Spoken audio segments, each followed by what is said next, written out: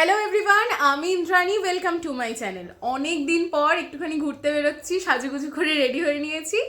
এবার তাছাড়া একটা বিশেষ জায়গায় যাওয়ার প্ল্যান রয়েছে, সেটা হচ্ছে আমাদের এই শহরে হচ্ছে মুর্শিদাবাদ ইতিহাস মেলা। এই পোস্টারটা আমি অনেক আগে দেখেছিলাম, যেরকম হবে তখনই ভেবেছিলাম যাব, যদিও আর বেশি দিন বাকি নেই, মানে আজ আর কাল রয়েছে মনে হয়। তো এই বিগত বেশ কিছু বছর ধরে নাকি এই মেলাটা হয়, কিন্তু আজ পর্যন্ত কোনোবার যাইনি, এই প্রথম যাব। সেই জন্য খুব এক্সাইটেড, অনেক কিছু জানতে পারবো। আমি ফার্স্ট টাইম দেখি এবং তোমাদেরকেও দেখাবো কি আছে সেই মেলায় বা কেমন সেই মেলাটা। পরপর এমন অনেক স্টল রয়েছে, আর এইগুলোতে ইতিহাসের অনেক বই পাওয়া যাচ্ছে। আর আমরা এখানে ঢুকলাম, যদিও ঢুকতে আমাদের এখানে কোনো টিকিট লাগেনি। যাই হোক, এবার একটুখানি ঘুরে দেখি। এখানে রয়েছে বিভিন্ন সময়ের বিভিন্ন মুদ্রা।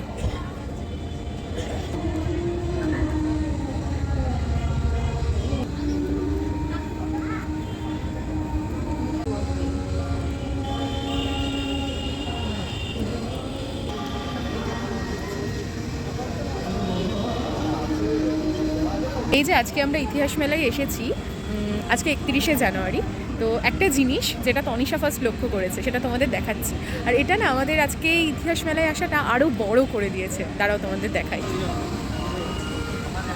1874 সালে 31শে জানুয়ারি মাঘী পূর্ণিমা তিথিতে মুর্শিদাবাদের লালগোলায় বঙ্কিমচন্দ্র লেখেন স্বাধীনতার বীজমন্ত্র বন্দে মাতরম সঙ্গীত। এটা হলো পুরোটা সোলার।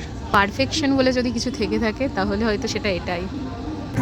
রাজা রামমোহন রায় 1829 খ্রিস্টাব্দ সতীদাহ প্রথা। হুগলি জেলার থানাকুলে রাধানগর গ্রামে জন্মেছিলেন রাজা রামমোহন নামে। ভারত পথিক নামে মোরা তোমাকেই তো চিনি, নারী সমাজ তোমার কাছে সারা জীবন ঋণী। ছোট ছোট বোনেদের ভীষণ সুন্দর একটা প্রচেষ্টা দেখলাম, এত সুন্দর ওরা বলছে, ভীষণ ভালো লাগলো বিষয়টা। এখানে বিভিন্ন ঐতিহাসিক যে জায়গাগুলো রয়েছে তার কি সুন্দর করে মডেল তৈরি করেছে।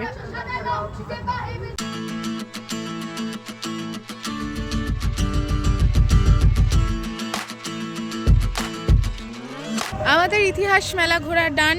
প্রথমবারের জন্য এলাম, কিছু কিছু বই দেখলাম হচ্ছে মুর্শিদাবাদ বা এর ওপর মানে ছবি দিয়ে সেগুলোর ব্যাপারে লেখা আছে, যেগুলো সব তো জানি না, কিছু কিছু জানি।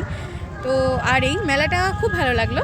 কিন্তু আমি ভেবেছিলাম, জানিস ভাই, এই মেলাটাতে আমি ভেবেছিলাম যে মুর্শিদাবাদকে নিয়ে হয়তো আরও অনেক কিছু লেখা থাকবে বা জানানোর থাকবে, মানে যেটা আমরা জানবো। তো যাই হোক, সেটা না, সব জায়গারই আছে। তো ওভারঅল ভালো লেগেছে। তোর কেমন লেগেছে বল? ভালোই লেগেছে, অনেক কিছু দেখলাম, জানলাম, ভুলে গেছিলাম সেগুলো আবার করে জানলাম।